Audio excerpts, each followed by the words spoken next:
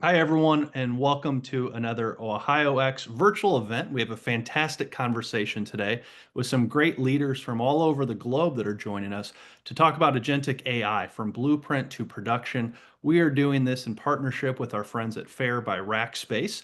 I'll introduce our friend Ben Blanquera, who has been helping us build out our AI capabilities within Ohio X, the Ohio tech sector, and the larger ecosystem. Over the past year and a half at this point, we have been working together with Ben and Fair around this conversational topic of what is Ohio's AI opportunity, and really looking at the enterprise side about the adoption, the potential, the opportunity that industries and sectors that our state has. And certainly, we certainly hope that this can be a model for companies well outside of the borders in the state of Ohio, across the United States, across the globe, because if you look at what Ohio does really well, everything from healthcare, insurance, financial services, and banking, manufacture, really important industries, really important sectors. And so, as part of this conversation, just want to thank everyone for joining, being here. I'll be in the chats as I drop off and listen in myself. But as we get going, we'd love for you to introduce who you are, maybe what part of the world you're from. If you want to drop in your LinkedIn link to connect with people, I'll be in the chats in just a second myself. But as we get going, really just want to thank again everyone for joining. And Ben Blanquera, Vice President at Fair by Rackspace, welcome and thank you so much for making this conversation possible, being here with us today and really bringing this all-star lineup to this conversation on a hugely important topic. So Ben, welcome, and more importantly, thank you so much for everything you're doing to help us capture this really AI leadership opportunity that we're seeing in the Buckeye State. Chris, thanks for the warm welcome. And I tell folks I'm a Buckeye by choice now, since I did grow up on the East Coast. So working with Chris and Ohio X, we are feverishly working to try to build Ohio's capability, and how can we be leading forward with the responsible adoption of AI. So my name is Ben Blanquera. I'm with Foundry for AI by Rackspace. We build responsible AI, make machines better machines so that humans can be better humans. And so we work with enterprises all over the globe to ideate, incubate, and industrialize enterprise AI solutions. And we are proud to announce that this webinar, Ohio X, is going global. We literally are on 3 different continents today. In a moment, I'll ask my colleagues to introduce themselves. And we're going to talk about this thing called Agentic AI, right? AI is moving so quickly, but the challenge is there's lots of things out there on the webs. The question is, give me something practical, give me some specific things that I can understand. And what we're doing today is we're going to talk to you about what we are doing at Rackspace at Patient Zero, right? There's nothing better than sharing our specific story, what we're doing and what we're seeing about around Agentic AI to spark the conversation. As Chris has said, we'd love to get your names and things on the webinar chart. Let's keep it rolling. Let's keep, put the questions there and we'll field them as we go along. But what we're going to do now is I'm going to ask my panelists to introduce themselves briefly, and we'll get right into it. All right, let's start out with my UK brother, Simon. Thank you, Ben. Hi, everyone. The name's Simon Bennett. I'm sat in the UK in the west of England at the moment. I work as the CTO for our private cloud part of IBM, and work with Ben, Nirmal, and Brian with many of our customers around the world. Really looking at a variety of industries. I'm not industry aligned, but I spend all of my time with customers looking at how they can better use AI, how they can make best use of the technology that's available to them, how they can apply it in their individual industries, not only in a private cloud space, really working with our public cloud colleagues in the company, how we can do this in a hybrid fashion, blending the best of private and public together. So really nice to be here today. Welcome, Simon. And Nirmal. Ben, thanks for the opportunity. Chris, likewise. Happy to be here. Nirmal Ranganathan. You can think of me as Simon's peer, CTO for our public cloud part of the business, predominantly providing services on top of the hyperscalers, your AWS, Azure, and GCP. And I've come from a background of distributed systems, big data, and more recently machine learning and AI. Part of what I do is really helping drive technology adoption within our business and for our customers. a lot of that, as you can imagine from this conversation, is going to be around AI and more recently around agentic AI. So helping customers create that pathway for them to adopt. What does good adoption look like? And again, part of what we do is how we help them adopt that journey and then operationalize their workloads into production. But Ben, thanks for having me here. Looking forward to this conversation. All right, and my fellow Buckeye, Brian.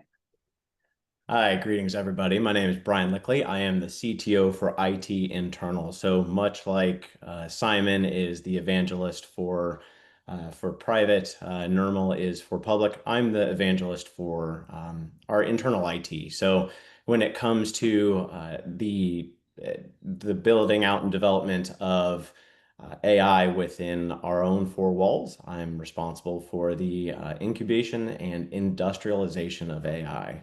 So it's a pleasure to be here, and go Bucks. I love it. All right, so before we get started, we're gonna do a little audience participation. On a scale of 1 to 5, I'd like everyone that's on the webinar to put 1 if you're a newbie and just trying to figure things out, 3 if you're doing POCs and you're just getting into this, and 5 if you are full on, I'm in, I know, and I'm running with it. So on 3, everyone put the number in. 1, 2, 3, go. All right, we're just getting a sense. All right. Ooh. Oh, Justin puts 11. Smart ass. All right, perfect. That gives a little bit of level set for our group. All right, so we're gonna start. We're gonna start with a definition. What is agentic AI and what distinguishes it from traditional AI implementation? So, Brian, you start with this one. I tried to boil it down to 6 words. So when I think about agentic AI, I think of it as AI with initiative, not just intelligence. So expanding on that just a little bit more, it's thinking of AI systems that can autonomously plan, make decisions, and take actions to achieve specific goals without constant human intervention. Got it. Simon, your thoughts? I think I look at it slightly differently. I guess from my point of view, what I look at agentic AI in terms of a definition, it's there to displace business processes on behalf of humans and work with humans to make self-determining decisions that ultimately deliver business value. So especially with the customers I deal with in my industries, that business value element about the agents is super important. Got it. Got it. So autonomous, business value, make decisions, collect information. And Nirmal, how would you answer it? And how is that different from traditional AI?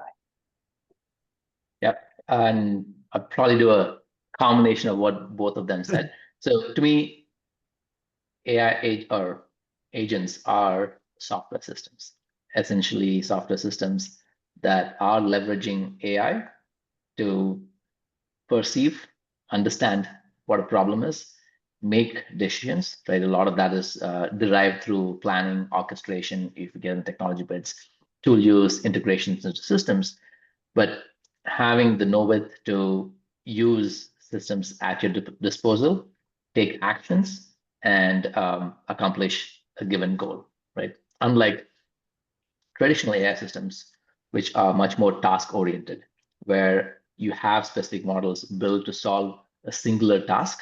And we've gone into with generative AI, it's more generalized task. I can leverage a generalized model to go answer me questions on history, philosophy, technology, or anything really under the sun.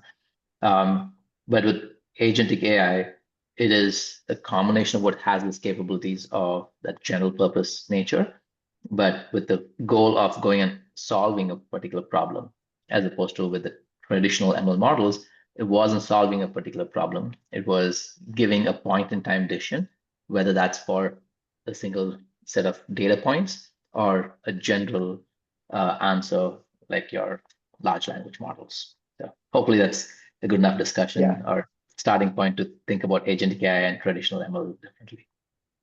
So here's a simple example, Nirmal. You'd let me know if this makes sense. So if my goal is to make dinner, feed my family.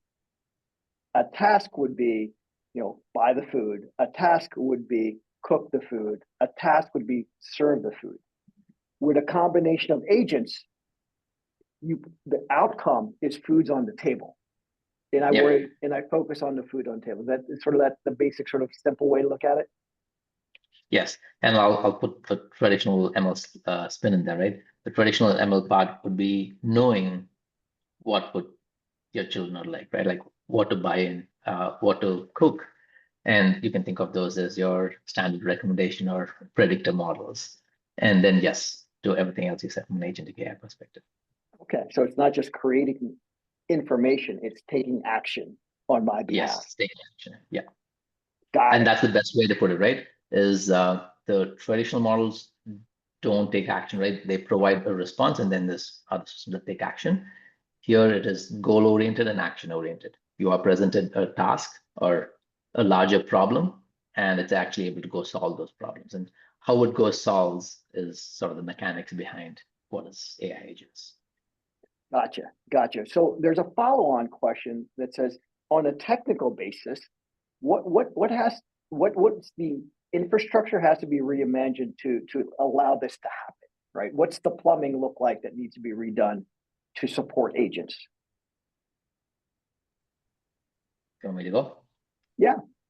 Okay. So the first thing is we've built AI systems and software as a whole based on our understanding of what information needs to be collected and the technology of the past, meaning focused on how humans interact and how sort of APIs or software systems interact. You're starting to get into a mode where you're having a combination of the human capabilities with some of the cognitive reasoning capabilities, along with the software capabilities, meaning I can go extract, deal with information at a much larger capacity than humans can. And that is really where so the magic or the capability for agents come into play. And when you bring those two together, you're starting to get into systems that can reason and reason similar to humans. I wouldn't say we have AI there where they're like better than humans at this point. So you're starting to get there maybe in a few years. But the key thing is being able to act and behave. The second part, which is a big challenge, is we have a particular amount of sort of capability to work with data, which is why we tend to do a lot of data processing so we can make that data more consumable for us. For a software system, there's no limitations there, right? The limitations basically are what are the underlying systems. Now, the key thing that needs to happen is how can these software systems talk to the rest of the ecosystem? That is basically every application out there in the world. And you have everything from mainframes to modern SaaS applications, and all of them interface and talk in different manners. Over the years, we built APIs and interfaces for sort of software to software interactions, but those were all, you can think of those as point-to-point interactions, meaning I built an API, I have a client that's talking to that API, so it's able to understand and work with that API. If I need to talk to another system, then I need to go build another client that understands that API and talks to that API. Yeah. But for agents to be much more effective, we're starting to get into a area where we're starting to build these protocols. Again, model context protocol is a good example. There's agent to agent from Google. You will see more coming along. And the goal there is how do we build an interface layer into the existing systems that these software agents can use without being bogged down by those point-to-point API interfaces of the past. That's really the starting point, because for agents to be effective, it needs access into these systems, both for retrieving information and for taking actions. So that's really the big new element of agentic AI. So when we think about this, a way to think about this is you have an employee, it's got tasks to do. it's got to be able to access the information from whatever systems, right? And the challenge is how do we manage, control, and orchestrate that access and their movements to the access to the system. Does that sort of boil it down? That does. So, I mean, a couple of key aspects, right? You look at the change in compute and processing architecture. Really, now you're starting to see a lot more like event-driven microservices, the orchestration layer that Nirmal was talking about. But now more than ever, like the auto scaling and edge computing for real-time autonomous decision making is more important than ever, right? These decisions can take a lot of compute power really, really quickly.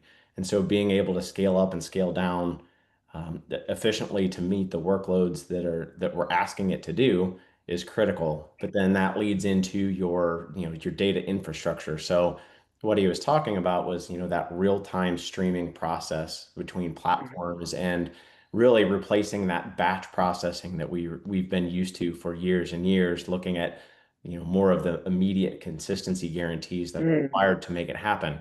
But one of the things that you hit on that's very important is that security and identity management.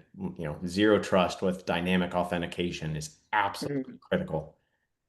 When it's processing so much so fast, it's important to make sure that it should, it should have access to that information. It should have access to that process, or that there's the behavior-based controls and continuous agent monitoring around it. So there's a lot to unpack there.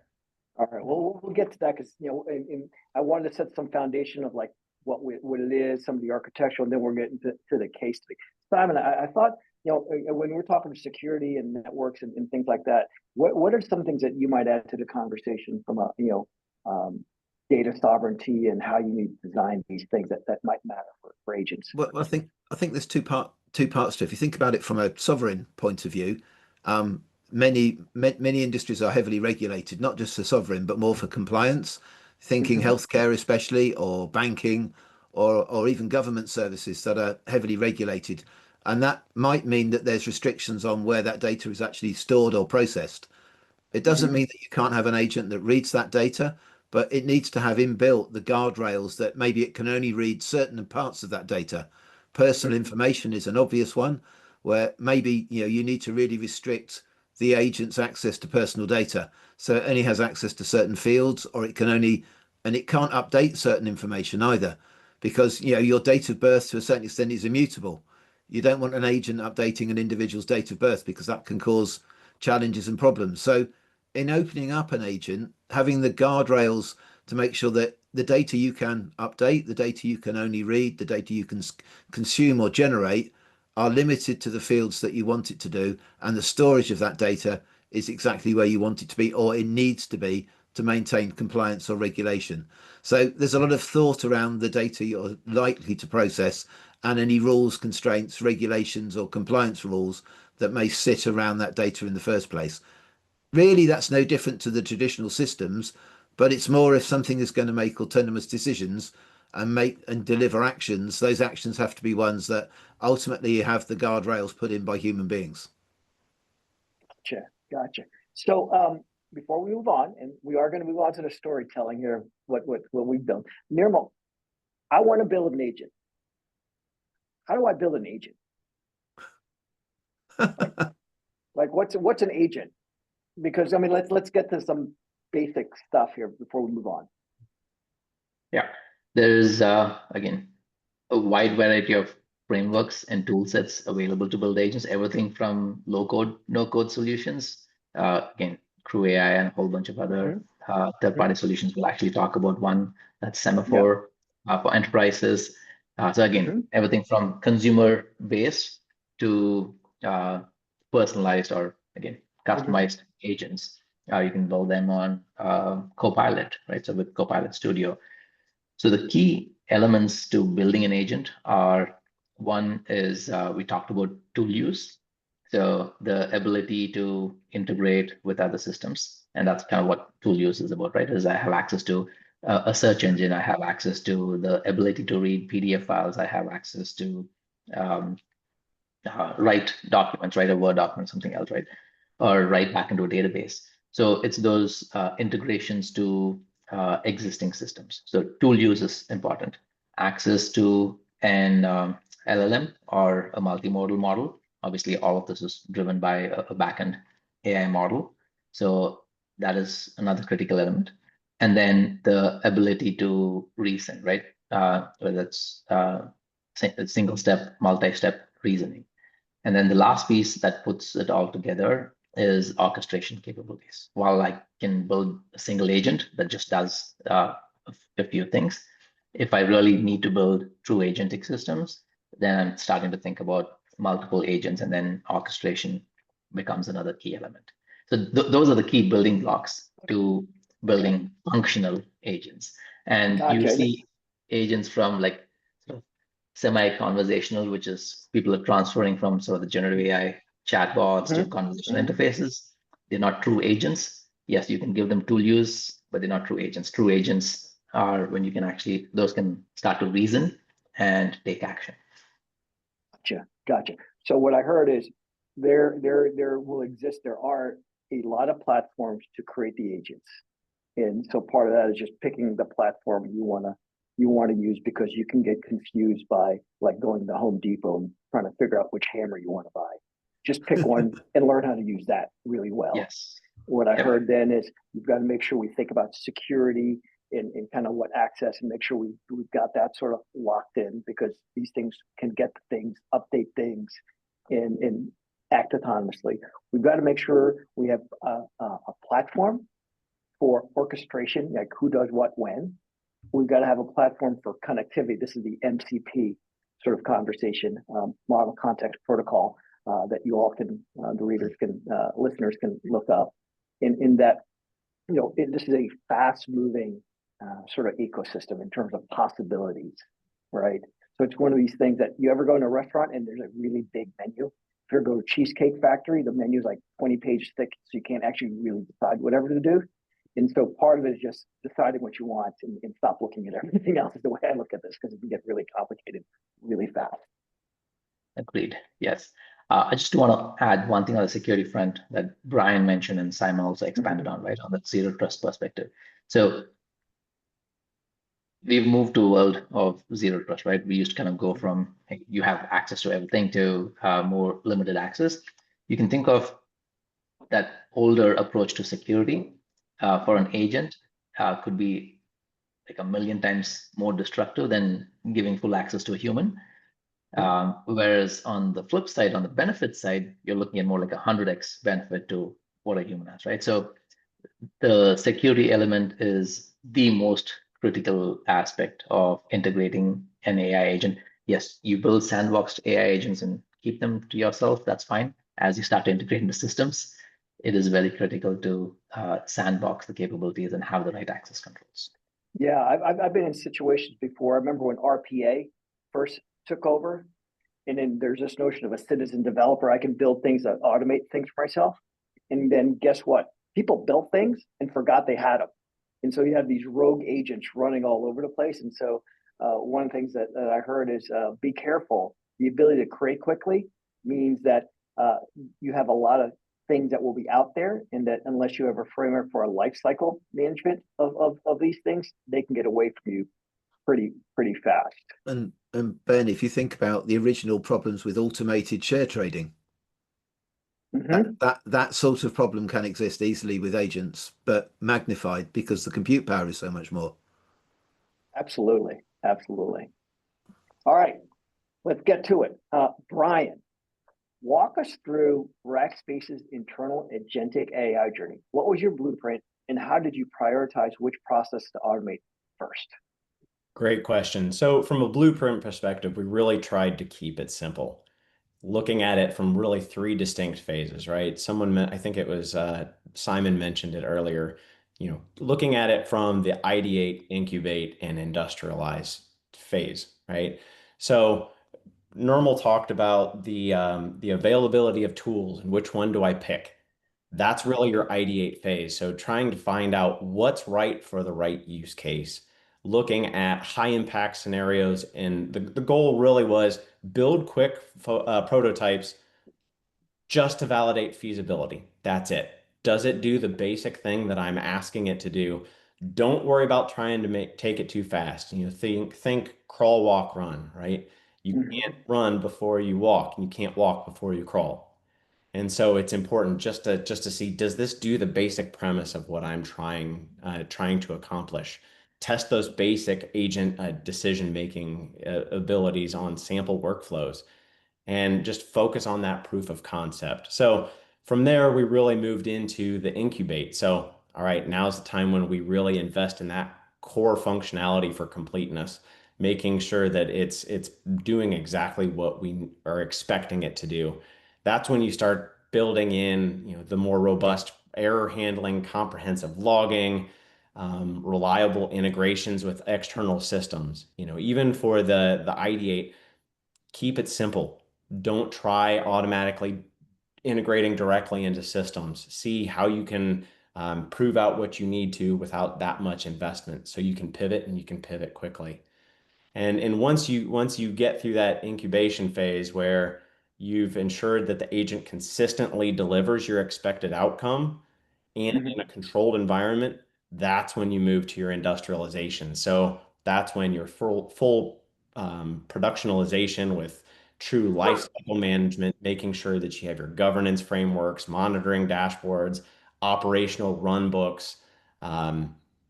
That's how we approached it, right? Making sure that we're establishing the agent deployment pipelines, security protocols are in place, and you do have that cross-team coordination processes down. And so when we looked at prioritization, one of the biggest things that I would encourage others to do as they start on this journey, one, reach out. We're more than willing to help you. But start simple.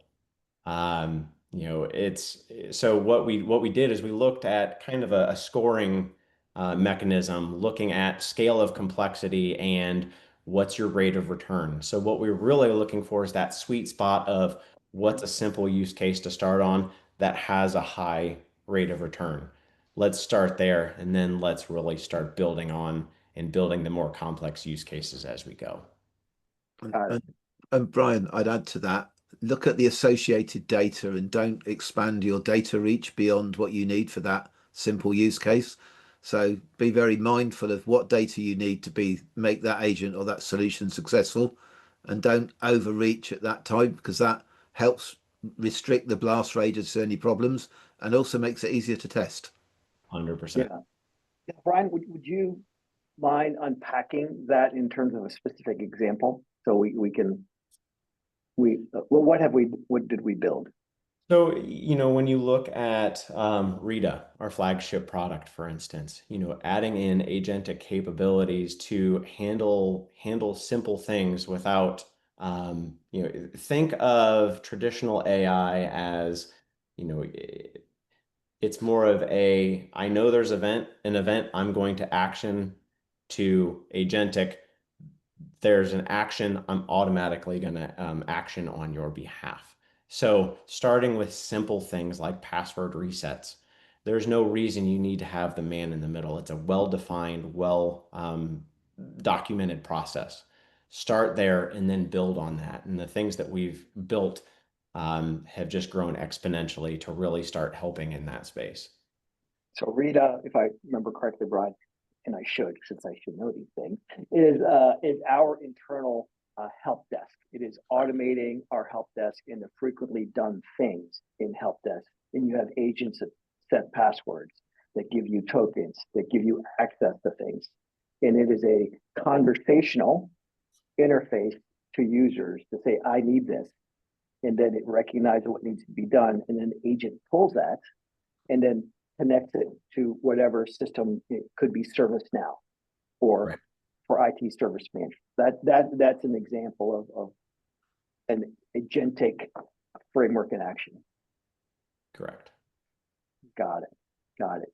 Nirmal, since you're the architect around these things, as Brian has said, we work in 3 phases.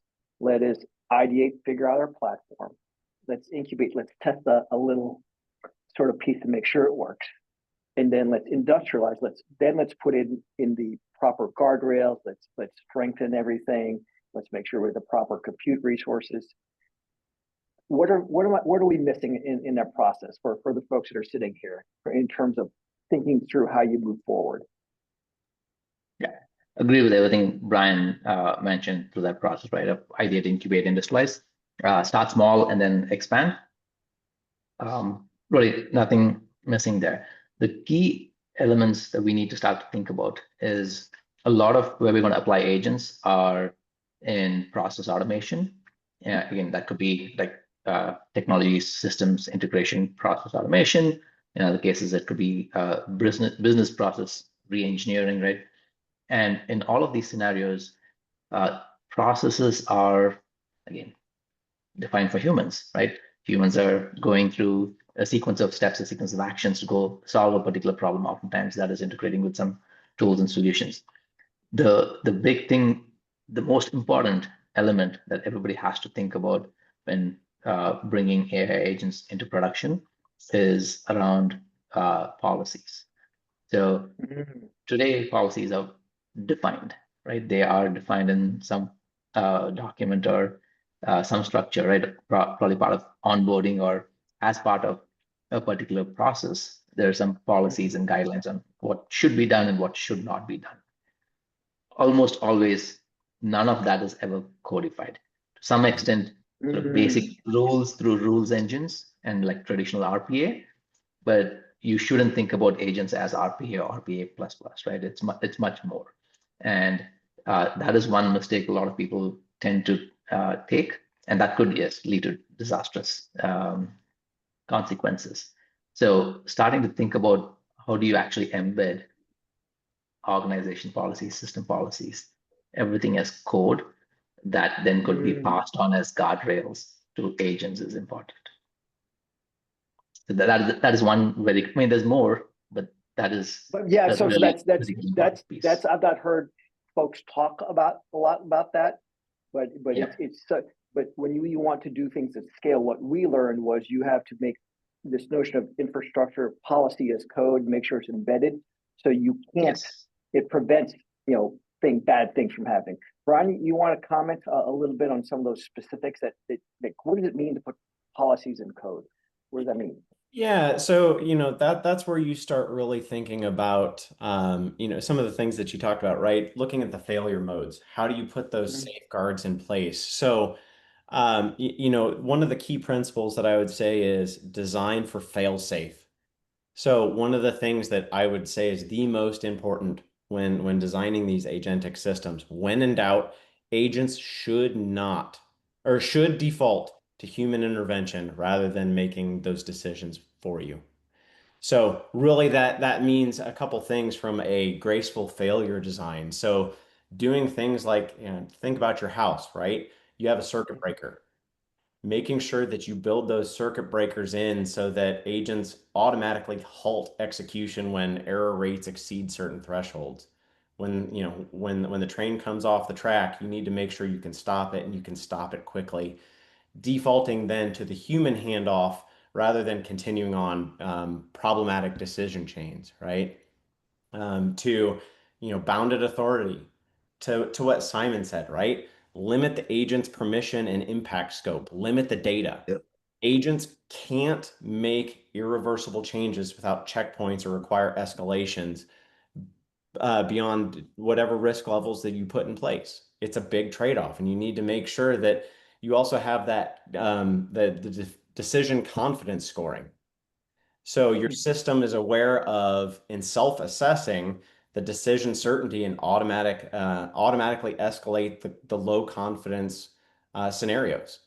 It's self-aware to say, hey, I'm really not sure it falls below that certain threshold. It's going to go into the human in the loop queue. And really, one of the most important things as well is just the rollback capabilities, especially when you're starting to look at adding agentic AI into mission critical systems that are making critical system changes, right? Every action needs to include automated undo mechanisms with memory preservation. So it knows what happened, why it did it.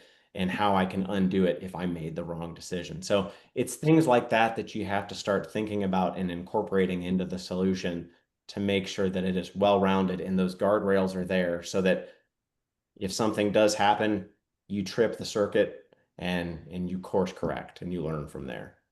So really interesting one, Brian, to add to that. I spoke to a customer in the UK, in a bank in the UK, that for every agent they're writing another agent that enables the transactions to be rolled back.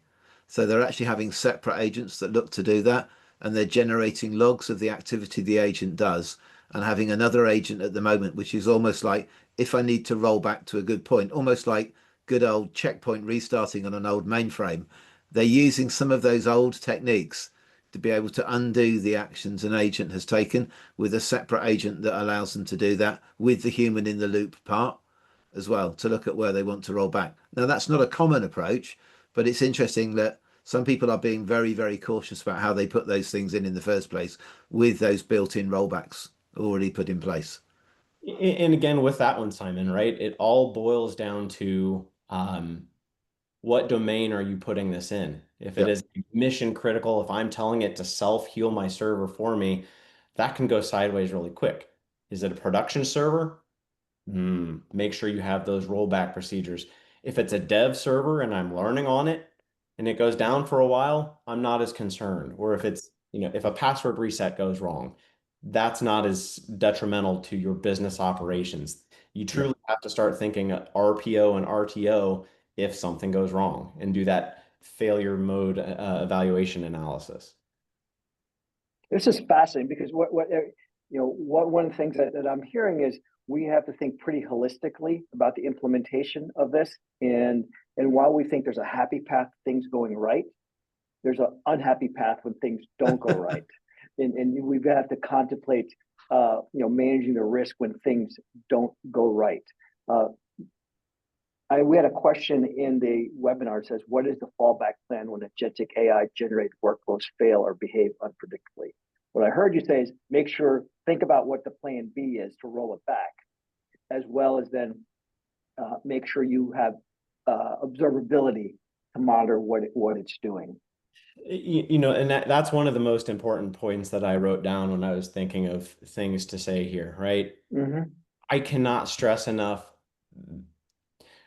a robust observability framework is non-negotiable. Yep.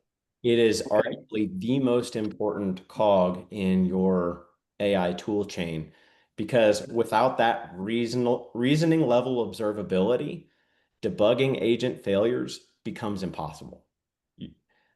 You're flying blind in a system that's making decisions on your behalf.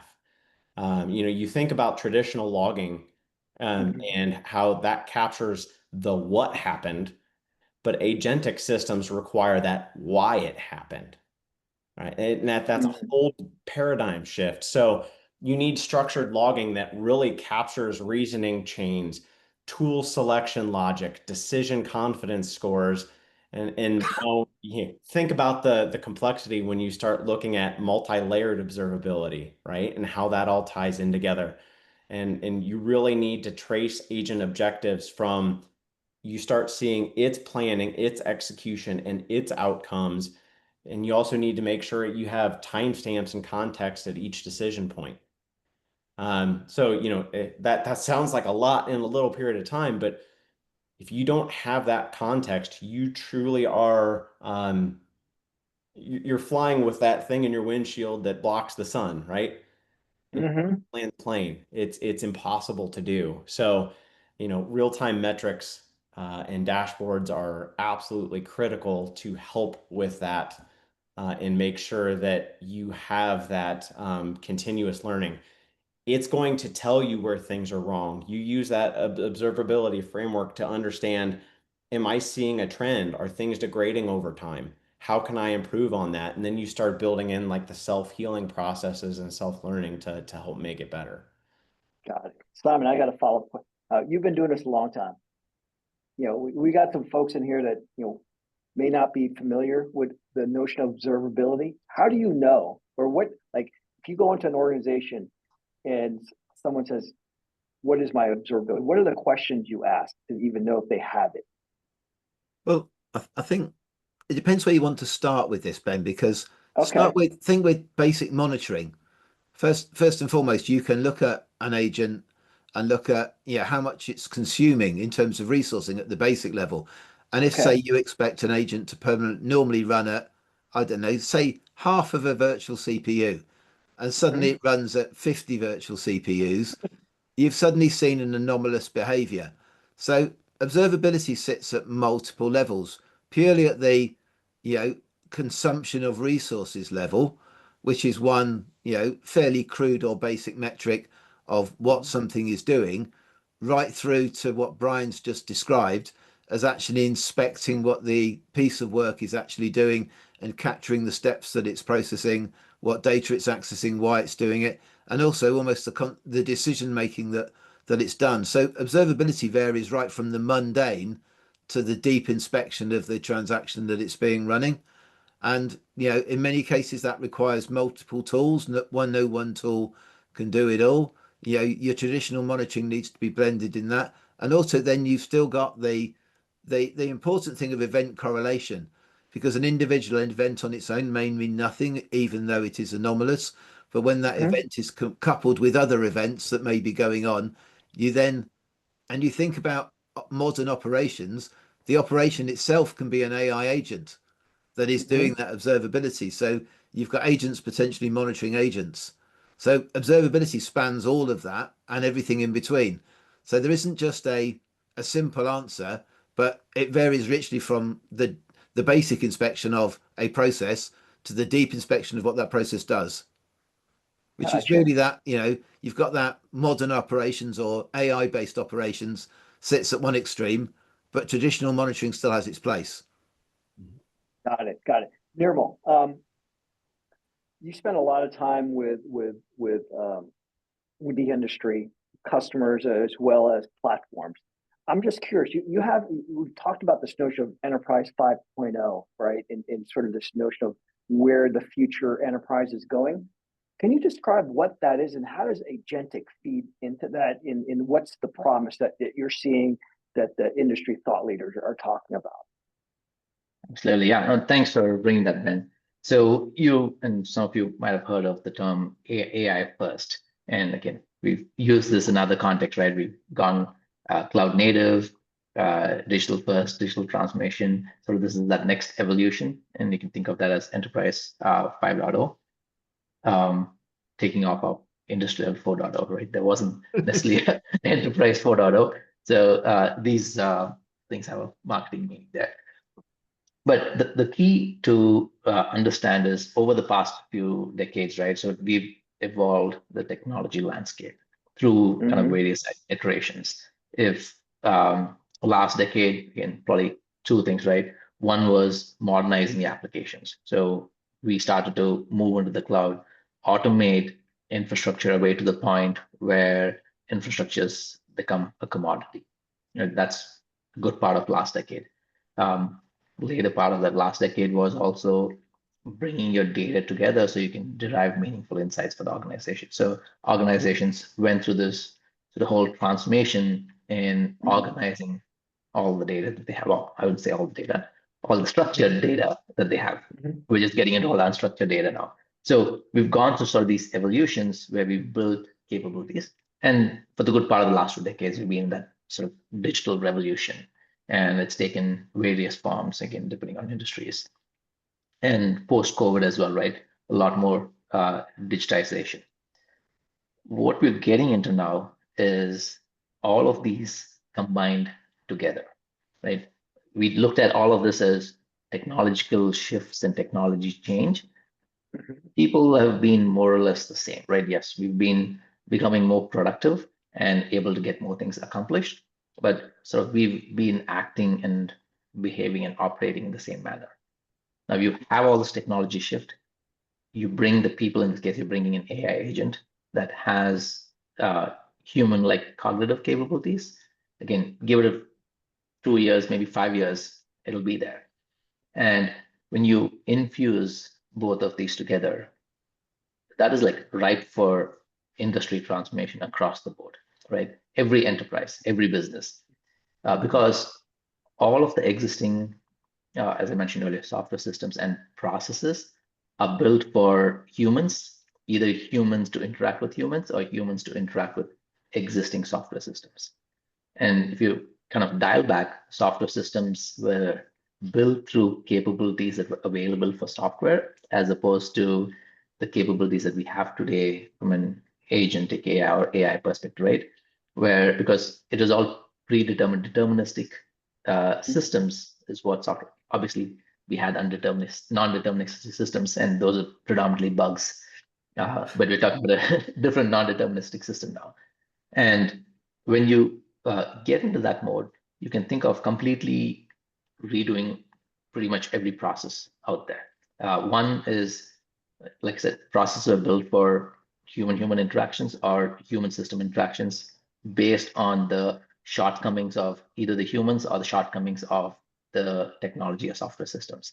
When you remove all of that shortcomings, and then present all the capabilities, cognitive capabilities, to a piece of software, that completely changes what we can build and how we interact with. You mentioned, right? Make humans better humans and machines better machines. That's really where we're getting. So think about rewriting everything in organizations. Okay. That is the possibility for Enterprise 5.0.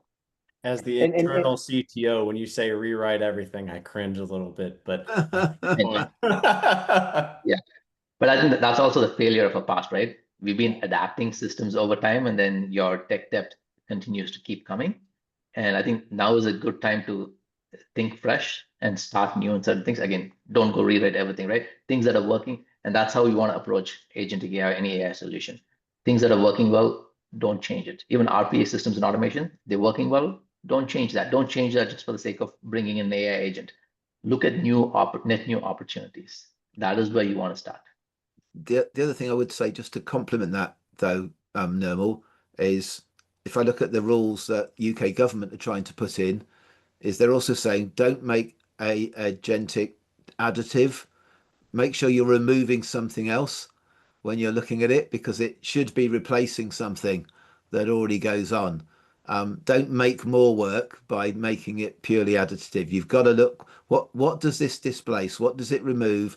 How can you take the burden away of maintaining something you've just made redundant? And that's an equally important part of what you look at, is the processes that now should be essentially deprecated as a result. Yeah, what I hear, Nirmal, is when I think about agentic AI, it's rewriting the rules associated with what's possible.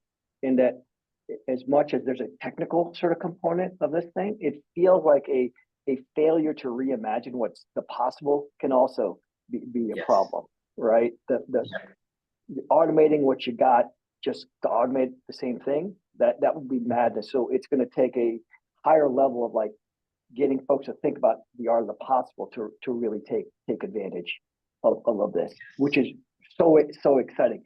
Now, let me just cite a quick statistic, Nirmal. We just did a study with 1,400 technology leaders, and we identified this group of AI leaders. There's an interesting statistic.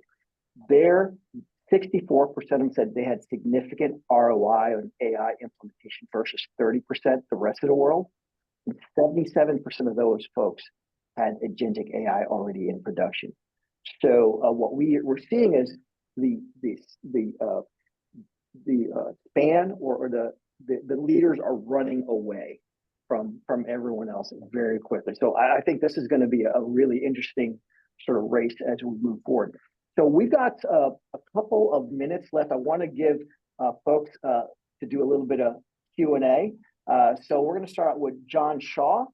How is Rackspace looking at impact AI development tooling, and how is this changing metrics like DORA?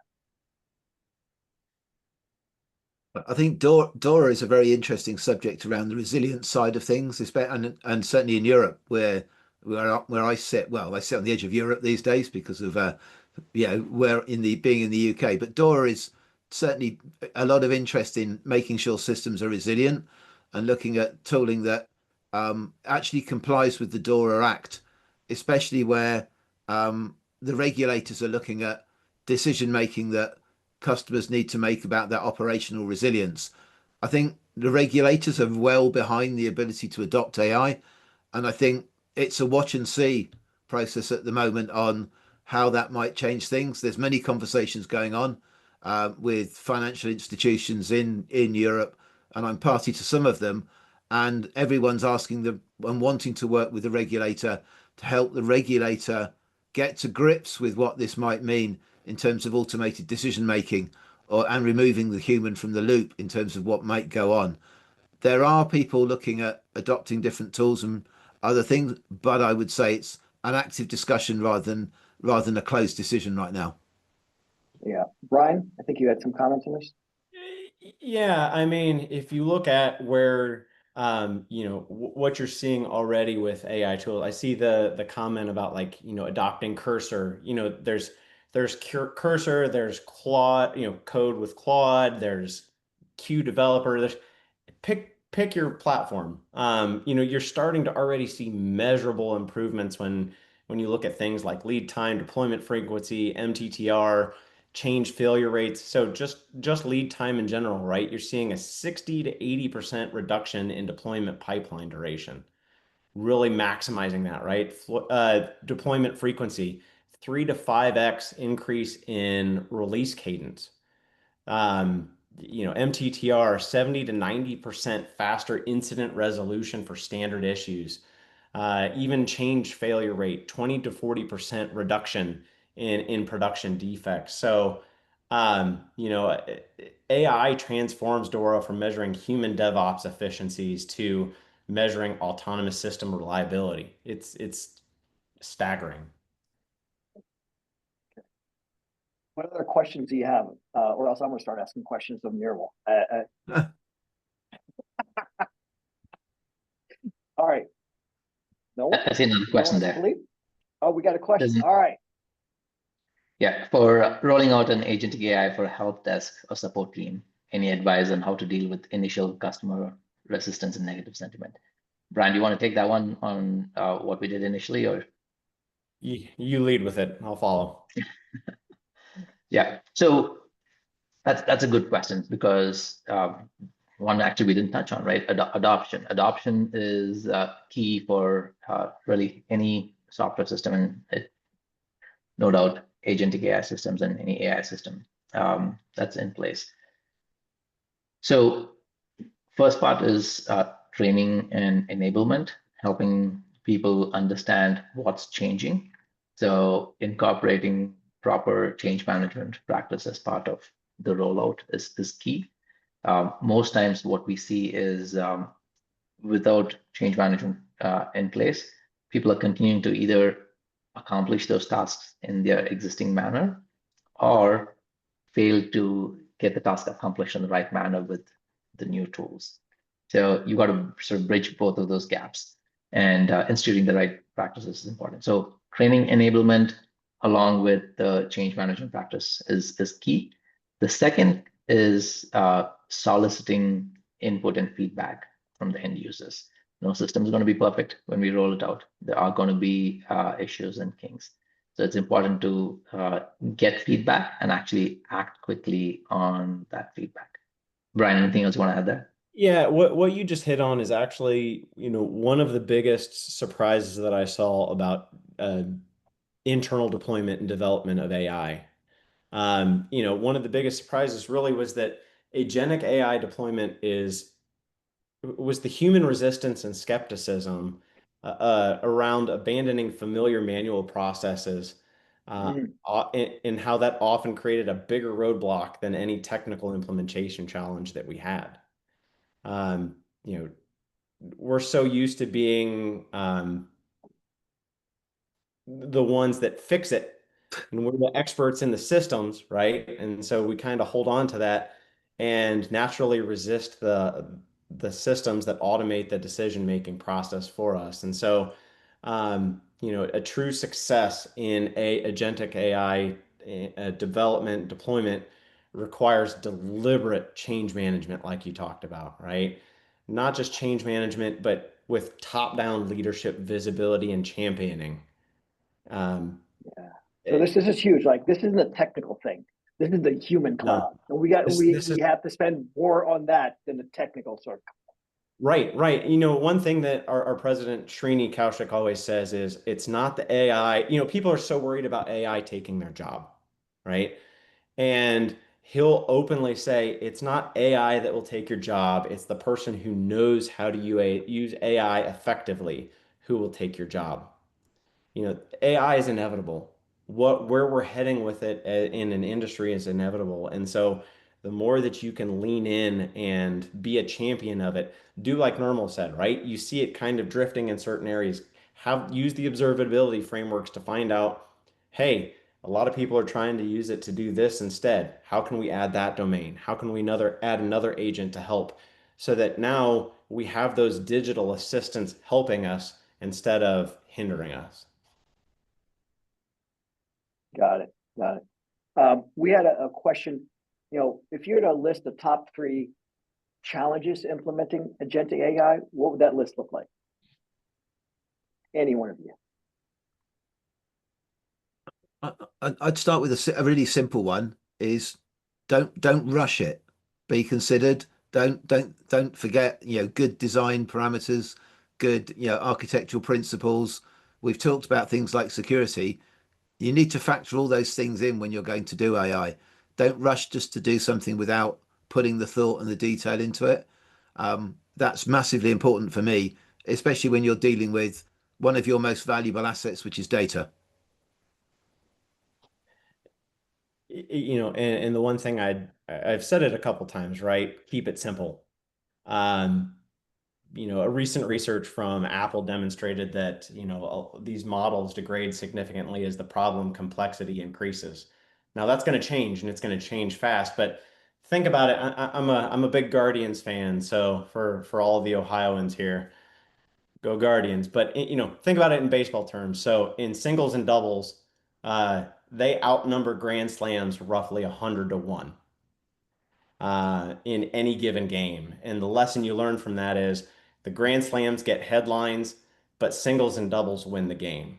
So continue to focus on the simple execution over the big flashy end goal state. And so the grand slams will come eventually, but enable your capabilities one step at a time. Keep it simple. Keep all of the things that Simon said in play, right? If you start simple, the security is simple, but then as you add it on, it grows. Don't try to bite off too much. Got it. Good advice. Nirmal? Yeah. I think the biggest one for me is the level of determinism that you build into the agents. I think that's the biggest challenge. I think everybody with agents wants to just let them loose, right? 1,000 agents running around. But I think it is important to start with deterministic behavior. So we're closer to sort of human rational, like what we can comprehend and understand and accomplish before moving into completely non-deterministic systems. Yes, AI tends to be non-deterministic. So the challenge really is then how do I make a non-deterministic system function in a deterministic manner? What that means is, again, through means of guardrails, policies, follow through specific procedures and run books, for example, not deviate. Yes, where we're going to get compounding benefits is an agent or AI system to think on its own, reason, and actually go solve a problem in a much more meaningful and elegant manner. Yes, we want that, but at the same time, most companies, right, don't have the tools in place to have, kind of circling back, the observability, the guardrails, the policy as code in place for us to go accomplish it. So what Brian said earlier, right? Start small. In my words, that is start deterministic before you jump into fully non-deterministic. No. All right, folks. It is 1:29. I am cognizant and respectful of everyone's time. I know we didn't get to everyone's questions, but if you send me a note via LinkedIn, we'll see if we can get those questions vetted. We really appreciate your time, and I have put in the comments a chat to get you to our Fair website that has a diagnostic around your readiness, and then lots of case studies so you can educate yourself a little bit more. We really, really appreciate everyone's time.